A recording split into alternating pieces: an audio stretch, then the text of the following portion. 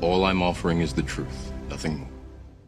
The idea of effective communication is to transfer the idea in your head in a telling, interesting, and effective manner into the heads of your listeners. Do you have the ability to do that? Yes, you most certainly do. Our own great Emerson said, if you have something to say, you will be given the power to say it. That's worth memorizing. And that's the key. If you have something to say, that's the key. You'll be given the power to say it. You have a subject, a picture in your mind, and you want to transfer it step by step as a building is moved from your mind to the minds of others. When the process is complete, you want your listeners to have the same picture you have. Now, if you can do that with real interest, humor, in a relaxed and friendly manner, you're a big success. And yes, you can do it. The subject of this message is to learn to speak with strength and effectiveness. Things that are strong, that are fashioned to last, built of quality, are usually typified by their simplicity. They are generally unadorned with useless spare gear and trappings that don't contribute to the main theme. The same is true in delivering an effective talk.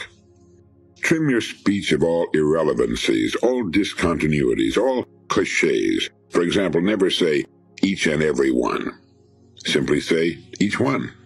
It's stronger, more effective, leaner. Never, please, as long as you live, ever say, and last but not least, or without further ado. Those are cliches, tired, worn-out, beat-up cliches. They clutter, they're useless detritus.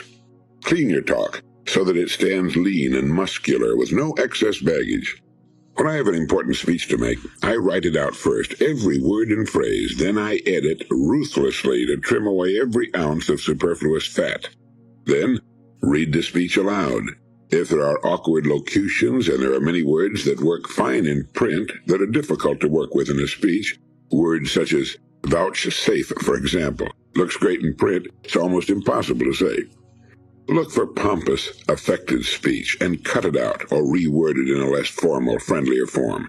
Take your subject and your speech seriously, just as you do your work, but don't take yourself seriously. Read the talk over a couple of times and time it as you do. If it's too long, cut. There's always something that can be cut out.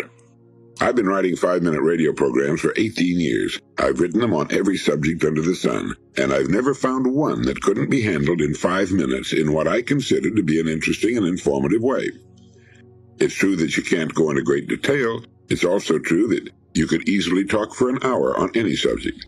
But it's also true that it can be handled in an interesting and effective way in 5 minutes. Such a speech is an hors d'oeuvre, not an 8-course meal. And with a little thought, imagination, and care, it can be delightful and delicious. If you can't think of anything to talk about, arbitrarily pick anything you see and write a 5-minute talk about it. A book, a table, a chair, the carpet, the town you live in, the state, your job, your child or children, your hobby, your main interest, your favorite food, music, architecture, automobile, color, part of the country or the world, why you like to walk in the rain or take long walks on the beach or in the country. Take any word that represents a concept such as love, honesty, justice, law, truth, honor, integrity, brotherhood. You could write a large book, 10 books, on any one of them. You can certainly write an interesting 5-minute talk about any one of them. Each of them paints a picture in your mind and imagination. Now transfer that picture into the minds of others. If you own a set of encyclopedia, you have only to open any volume at random, and you have the topic for a most interesting 5-minute speech and the facts you need for it. Every word in your dictionary can be the subject of a most interesting speech, as can the alphabet. Do you realize that all 600,000 words of the English language, the richest, the most widely spoken, the most flexible and beautiful language on earth, are formed of the 26 letters of the alphabet? Every word in all the plays and sonnets of Shakespeare is formed of that small, incredibly productive alphabet. Amazing? Interesting? Sure, it's interesting. Nervousness comes from being unsure of our subject and our ability to effectively deliver it. By writing the speech out first, we can be sure of it. We can find real interest and excitement in it, and find the desire to communicate that information and excitement to our listeners. After reading your speech over a few times, a few notes on a card will provide all the keys you need to keep on course and end on time. Pausing and hesitation are normal in everyday conversation. Speakers shouldn't be nervous about having to stop and think for a moment or reach for a particular word. It makes the talk sound more spontaneous, more natural. And you should speak just as you would to one person, with no affectations, no stentoriousness, no phony gestures. It should come naturally, unaffectedly. And look at the people in your audience. Look at those in the back, at the sides, and those in the front and the middle. And as you look at them, try to be conscious of transmitting what you're saying to them, transmitting the feeling, the mood, along with the words. You know, Toastmasters has helped thousands of people get over their nervousness and fear of speaking. It's a matter of practice. Every speaker of quality, I believe, suffers from nervousness before a speech. The degree of it depending upon the makeup of the audience he's to face. But like most, I feel that's a good thing. It puts us on our mettle. We get up for the speech, as they say, and we work hard at doing a good job. I find it helps me a great deal if I can develop a kind of love for the audience before I begin to talk. Now, by love, I mean a feeling of agape, which originally meant a feeling of love between Christians, but which can certainly include all people regardless of their religious leanings. It's a feeling of brotherhood. After all, we all belong to the same club, the same species. Our humanity is our membership card, and we can develop a feeling of liking, of being glad we're there at that moment. And I believe that feeling is transmitted to the audience. Audiences, I think, like most people most of the time, seem to dwell in a kind of neutral. They're not particularly negative, nor are they particularly positive. They're waiting to respond to whatever stimulus we provide. If it's good, if it's warm and positive and contains a feeling of love or liking or brotherhood, they seem to sense it and respond in a positive way. By liking your audience before you begin, you set the stage, which is so important, for what you have to sell. We might call it the package in which you and your words are to appear. It's an important part of marketing, as we all know. Without it, with a cold or negative audience to overcome, it's much tougher. There's a book out which has a title that goes, if I remember correctly, The First 4 Minutes. I may be wrong on the actual words, but that's the idea of the book at any rate. The book talks about the importance of that first impression. We can overcome a poor or average first impression with a good speech and wind up a big success, but it's a lot better to begin a winner. So, like your audience, even if it's hard for you at first. Liking your audience will go a long way toward dispelling nervousness and stage fright. We enjoy talking to people we like. It's fun, and we can have a good time doing it. Most people are nice people. They want the same things you and I want. They want to enjoy your speech. They're looking forward to hearing you. Actually, you've got everything going for you, and there's no reason in the world to be fearful or consider the people in your audience hostile toward you. The fact that they're not all wearing big friendly smiles isn't important. They want you to succeed. They want to enjoy your speech. You can enjoy it with them if you begin with the right attitude, as you probably know. That word attitude, has been called the most important word in the language. It's magic. It can work wonders and overcome tremendous odds, and people tend to respond favorably toward a good attitude. It's believed and often said that if you get to know anyone really well, you'll like him. We need to understand the importance of losing ourselves in our subjects. We don't lose control. We know where we are and what we're doing. Our minds reach for the proper words and phrases. The pauses come in the right places. We've got good eye contact with our audience. You might say we're conscious of putting on a performance, but at the same time, we're so interested in what we're talking about, and we know our subject so thoroughly, we can immerse ourselves in it. Before you make a speech, think about the group you're going to speak to. Chances are it includes some very successful people. If you're talking to a sales organization, you may be talking to some people who do a lot better than you do and who know more about the subject you've chosen. You can still make a valuable contribution and an excellent and much appreciated speech, but stay humble. Every human being has a genetic strong point. You may be great at what you do, and you should be. But remember that other people are great in their ways too, and keep a healthy respect for the people you're addressing. I often say something such as, I'm sure there are many people in this audience more qualified to speak on this subject than I, but perhaps we'd all do better with a little reminding from time to time. Will Rogers said that none of us is smart enough to remember all he knows. Such a statement causes people to drop their guard and relax. They think, okay, this guy isn't challenging me, I'll see what he's got to offer. Maybe I'll even pick up an idea or two. We need to remember that success in one field doesn't qualify us as experts or grant us omniscience in other fields. Quite often when I've been asked to speak for a group, the program chairman has suggested that I talk on a particular subject. I'm quick to tell him that I have the subject I talk about and that that's my main interest, and that I don't tailor-make speeches for special groups. If he wants me, he gets my subject. It's simply a matter of sticking with what you know, what you're really qualified to talk about.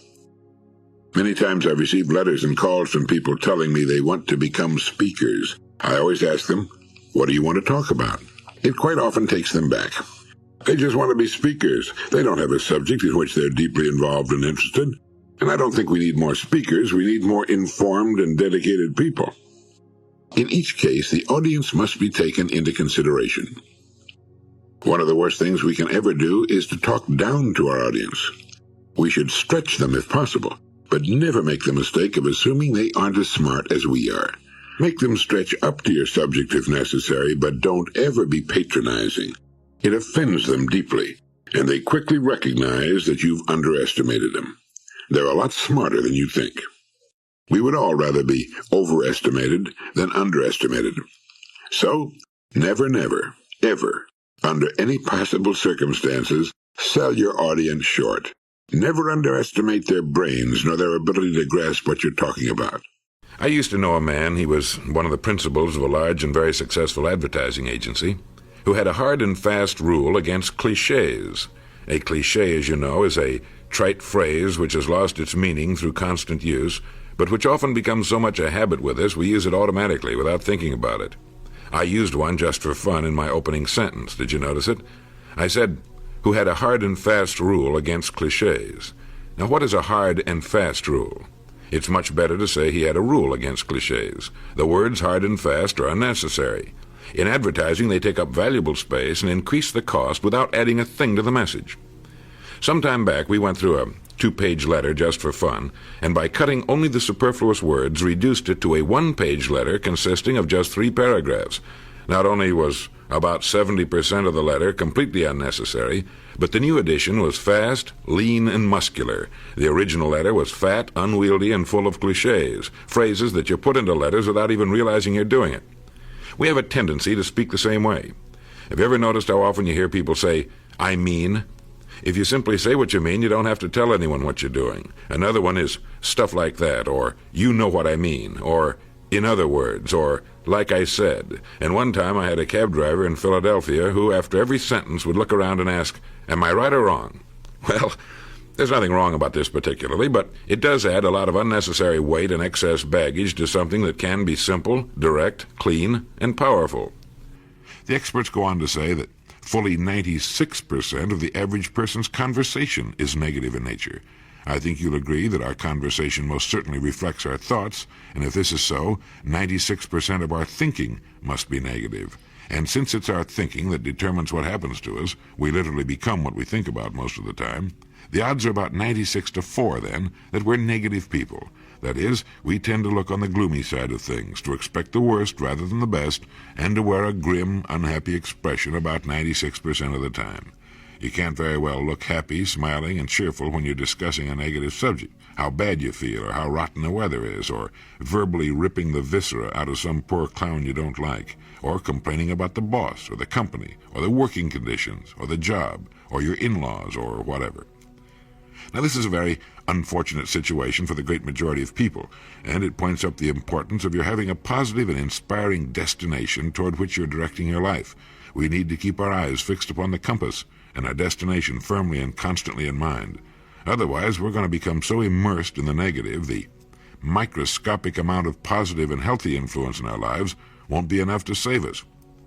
And the experts go on to say that we'd be smart to de-emphasize the negative and bring more things and thoughts of a positive nature into our minds and actions. We can do this by censoring our thoughts and our speech before they have a chance to be fully thought about or uttered. Dwelling on the negative can only have a negative influence upon our lives. Conversely, the more positive we can think, talk, and act, the brighter, the happier, the more successful our lives will become. You might someday try keeping score in a little notebook under the headings P and N. Keep a tally during the day on positive and negative factors and see which is winning. Do you know there are 3 kinds of book buyers? The first has a handsome collection of volumes on his shelves, unread, untouched. He looks upon them as part of the furniture in his home and usually selects them for bindings that match the rest of the decor. The second has an interesting assortment of books which reveal his own varied interests. A few of them read through, most of them dipped into, but all of them clean and shiny as the day they were bought. He has not yet come to grips with them or made them an integral part of his mind. The third has a few books, or many, but most of them are dog-eared and dilapidated, shaken and loosened by continual use, marked and scribbled in from front to back. This man has come into full ownership of his books. The kind of wear and tear they show indicates how much of their content has rubbed off on his mind. Having something readable on your bookshelf does you no more good than having something edible in your icebox. You've not made the books your own until you've made full use of them by reading and understanding them and so getting them into your mind. After you have assimilated books in this way, they can always be returned to the bookshelf, for unlike food, they are not consumed by use. And if they're great books, they always remain to be used again and again for further nourishment. I think another important point to insert here is that the idea of reading a book isn't to finish it and lay it aside. Maybe you're like I am and hate to see a good book come to an end. Well, that's a good reason for not getting in too big a hurry, and it's also a good reason for reading the book again at some future date. I believe it's impossible to calculate the value of a good library. Coming into the room that contains your books is like coming into a room full of old, wise friends. It gives you a warm, comfortable feeling, a feeling of belonging. The weather can be miserable outside and you can be all alone in the house, but in 10 or 15 minutes you can find the book you feel like reading or studying, and before you know it, you're swept up in a world of interest and charm and excitement. The most important part of you, your mind, is being fed and nourished and broadened. Its vacant cells are being filled with new knowledge, new memories, and are activating new cells for new information. Anyway, you might ask yourself which of the 3 types of book buyers you are. And incidentally, books should be bought. 1, the type who buys the books to look at on their shelves. 2, the type who occasionally peeks into a few of them. Or 3, the type who devours his books as he devours his food for nourishment and sustenance and good health. 6 times 1 equals 6. 1 hour a day, 6 days a week, every week. 1 hour that every human being on earth can find every day out of the supply of 24 each of us is given. If you say you want to write or do anything, then hang it, do it. Even if it's only 1 hour a day, 6 days a week. Before you know it, it'll have been done. But don't ever pull those twin phony alibis, I don't have enough time, or I'm too tired, out of the hat. They're absurd. Each one of us has exactly the same amount of time that was granted to Michelangelo, Pasteur, Shakespeare, or Ty Cobb, Henry Ford, Marshall Field, and Dr. Jonas Salk. If you don't want to use it, it's really best that you just keep silent.